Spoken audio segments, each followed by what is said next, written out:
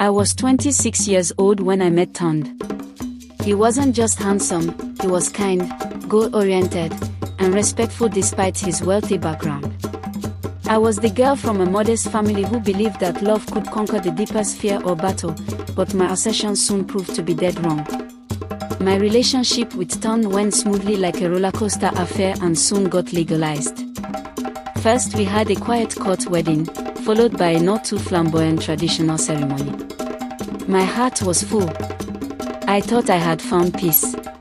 Until I met his mother.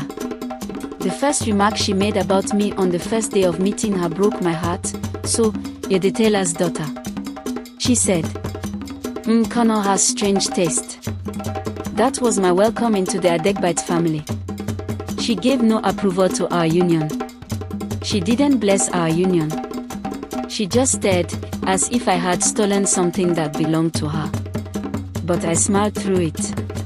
Because that's what we're taught, isn't it? That patience will conquer everything. Weeks passed. She would visit without informing anyone. Criticize my food, rearrange my house, and speak to me like I didn't exist. Connor never noticed. Or maybe, he waved it off. I did everything to get into her good books. From cooking her favorite dishes, kneeling to greet her, even wearing the heavy girlies she loved. But she seemed unmoved. Then came the first blow. She blackmailed before Tond, telling him I was infertile. That I had lied to him about my health. I found out when I overheard them arguing in the bedroom.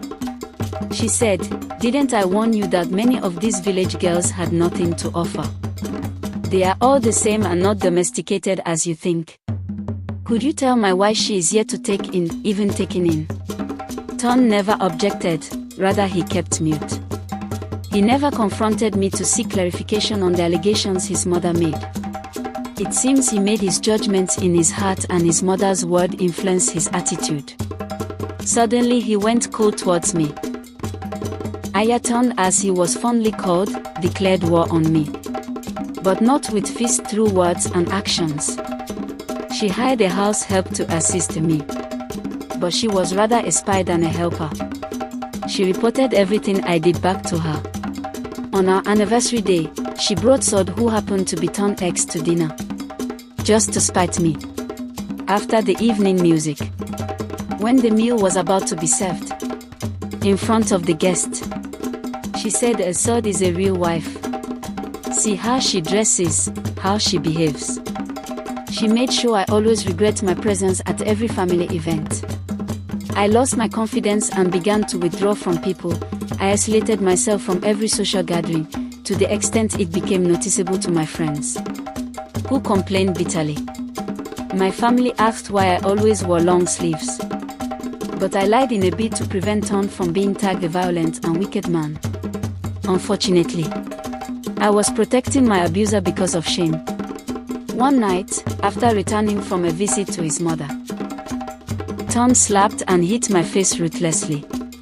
He said I had embarrassed his mother in front of her friends by not telling her sorry when she sneezed. I was left in total shock and asked myself, could this be the man that was confessing so much love to me at the early stage of our union? That event woke my senses and made me aware that I was alone. One fateful day Tond traveled. She had invited to pick some groceries for our house. She left the door to her room unlocked. Something she would never do in her conscious state. Something prompted me to enter her room. In her closet, behind her old handbags, I found a box. Inside were letters. Dozens. Love letters. Written to a man named Alhaji Musa. I searched through the letters. One letter stopped my breath. It said, "Connor must never know. His real father is gone, and my husband believes the lie." My hands shook. I searched deeper. Photos. One of them was a young woman, Tond, in a clinic, holding a baby. The baby wasn't Tond. It was another child. A girl. Suddenly, pieces began to fall into place. The secrecy. The rage. The need to manipulate turned.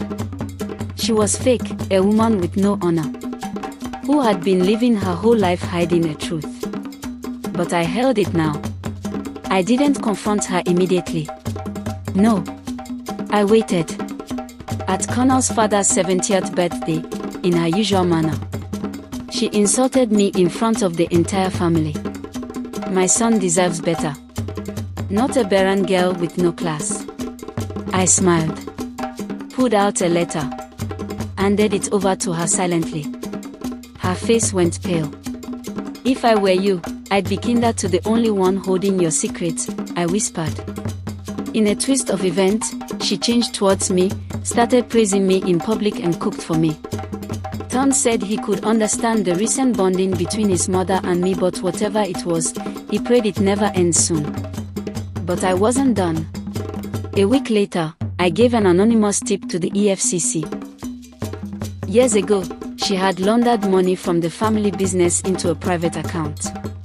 The agency came for her quietly one morning, when she was about visiting one of our stores.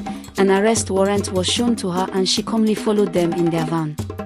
Connor's father nearly collapsed. As she was led away in handcuffs, she looked at me. Not with hatred. With fear. That was the day I smiled again. This brought me to the conclusion that some mothers-in-law are just misunderstood. But others are monsters sent from hell to make life unbearable for you. At last, life was fair to me, as I took my own pound of flesh. Thanks for watching. To support this channel, please do subscribe, like and share. See you in the next one.